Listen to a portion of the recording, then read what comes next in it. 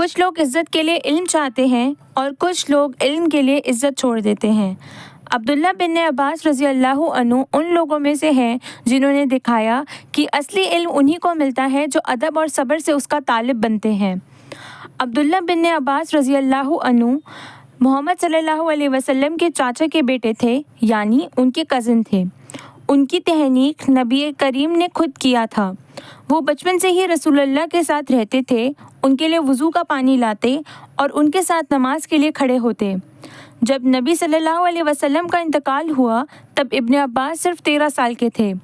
ایک دفعہ انہوں نے روایت کی، نبی کریم صلی اللہ علیہ وسلم واش روم میں گئے، میں نے ان کے لیے وضو کا پانی رکھا۔ جب وہ باہر آئے اور پوچھا کس نے رکھا تو انہوں نے سنا کہ میں نے رکھا ہے، اور پھر انہوں نے مجھے دعا دی، یا اللہ اسے دین میں سمجھ دے اور علم سے نواز دے۔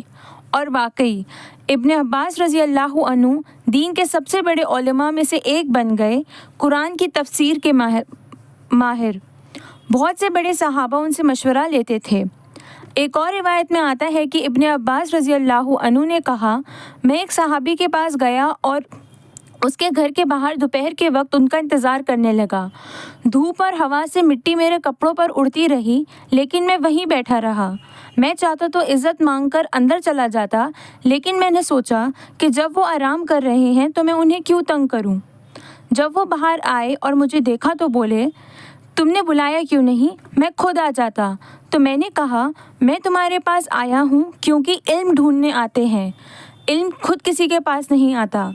اس کے بعد ابن عباس نے اپنی زندگی تعلیم کو سمرپت کر دی۔ ان کا گھر ایک مدرسہ بن گیا جہاں ہر دن الگ سبجیکٹس پر درس ہوتا۔ یہ کہانی ہمیں سکھاتی ہے کہ چاہے ہم کتنے بھی نالجبل کیوں نہ ہو جائیں، علم حاصل کرنے کے لیے ہمیشہ تواضع اور صبر ضروری ہے۔